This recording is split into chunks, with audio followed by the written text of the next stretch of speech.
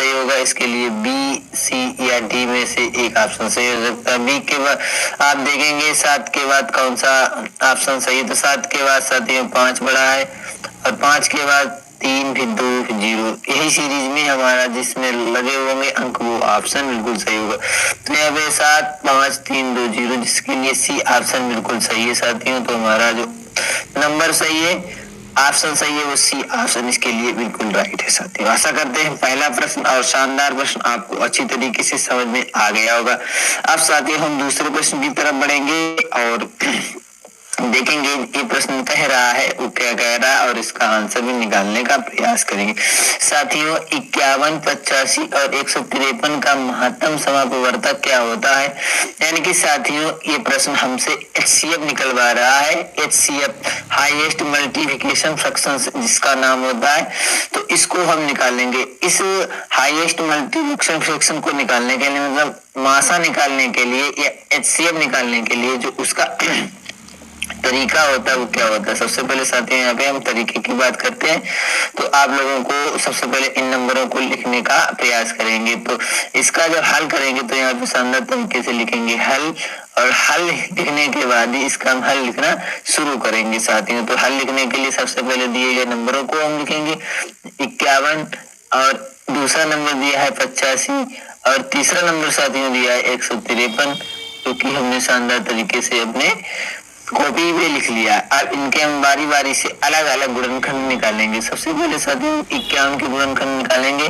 तो 51 के गुणनखंड आप बता सकते हैं सभी लोग मिलकर कि 17 में गुणे 3 बराबर 51 के होते हैं, और ये हमारे अभाज्य गुणनखंड है साथियों। ठीक है, जब भी गुणनखंड की बात करेंगे तो साथियों अभाज्य गुणनखंड ही निकाले जाते हैं। ठीक है, इसके बाद है 85, यहाँ पे होगा 85, यहाँ पे होता है 17 गुणे 5, 17 गुणे 85 होता है साथियों। सभी लोग जानते हैं, आप लोग भी जानते हैं, जितना आप लोगों को मालूम होता है।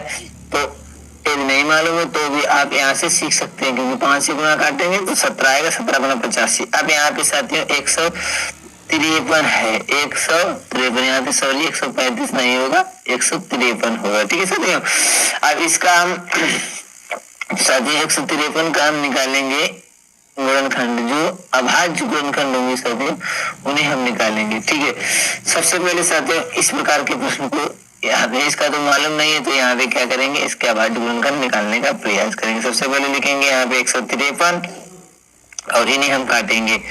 तो चलो इसे हम काटते हैं। 153 को हम किससे काट सकते हैं, 3 से काट सकते हैं साथियों। 5 3 15, यहाँ पे 5 आ जाएगा और यहाँ पे आ जाएगा 3, 51 आ जाएगा। ठीक है, 3 से काटा तो 51 आएगा। अब इसमें आएगा 3 भी, फिर 17 आ जाएगा और ये 17 आके और ये इसके अभाज्य गुणनखंड साथियों हो जाएंगे। साथियों देखेंगे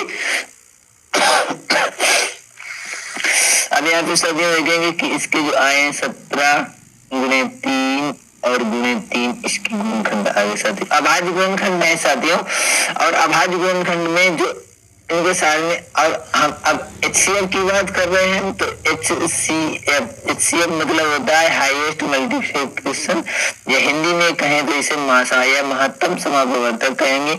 और जो तीनों में कॉमन होता है, कॉमन इसमें 17 है, तो इसका 17 HCF होगा साथियों। इतना तो आप समझ गए होंगे। ये इसका पहला हल। दूसरे प्रश्न को हमने शानदार तरीके से समझा साथियों और समझने का प्रयास किया साथियों। चलते हैं अगले महत्वपूर्ण प्रश्न की तरफ। आपके सामने अगला महत्वपूर्ण प्रश्न यहाँ पे है, तो इसे हम शानदार तरीके से हल करेंगे साथियों। देखेंगे इस प्रकार के प्रश्न को हम कैसे लिख सकते हैं। लिखा है 56,95,08,700 को लिखा जा सकता है। सबसे पहले साथियों यहाँ पे देखेंगे जो 56 करोड़ दिया है, 56 करोड़। अब यहाँ पे पढ़ेंगे कौन सा ऑप्शन इसके लिए सही हो सकता है। अब यहाँ पे दिया है 7,000 को लिखा जा सकता है, 8,07 को लिखा जाए, 56,95,08,007 को लिखा जा सकता है साथियों। किस प्रकार से लिखा जा सकता है इसे हम समझेंगे शानदार तरीके से। पहले यहाँ पे 56 करोड़, तो यहाँ से गिनेंगे, तो ये तो होने वाला नहीं है पहले, और ये छोटी छोटी संख्या दिखाएंगे। 56 करोड़ से देखेंगे, इकाई, दहाई, सैकड़ा, हजार, 10,000, लाख, 10 लाख, करोड़, 10 करोड़। तो 10 करोड़ होता है, क्योंकि 56 है वो दहाई का अंक है, तो इसमें 56 ही होना चाहिए। तो 56 करोड़ और इसके बाद दिया 95 लाख। करोड़ के बाद लाख आएगा तो 95 लाख है। इसके बाद एक जीरो और फिर 8,000 और 7। तो साथियों इसके लिए सी ऑप्शन सही है। देखेंगे दूसरे ऑप्शन इसलिए नहीं है। यहाँ पे देखो इकाई, दहाई, सैकड़ा, हजार, 10,000, लाख, 10 लाख, करोड़, ये 5 करोड़ है, तो इसलिए नहीं हो सकता है। और यहाँ पे देखेंगे इकाई, दहाई, सैकड़ा, यहाँ पे देखेंगे 80,000, जो 8,000 यहाँ पे साथ में लिखा है 8,000, ये यहाँ पे 80,000, तो 80 के स्थान पर, ये 1000वें के स्थान पर साथियों, तो इसलिए ये ऑप्शन नहीं होगा। तो आशा करते हैं आप लोग समझ गए होंगे कि तीसरा ऑप्शन किस प्रकार हमारा बिल्कुल सही है। इसी सीरीज में आगे बढ़ते हुए साथियों आपको महत्वपूर्ण प्रश्न की सीरीज को हल कराएंगे। और ये जो अगली सीरीज में अगला मेरा प्रश्न भी बहुत ही महत्वपूर्ण है साथियों।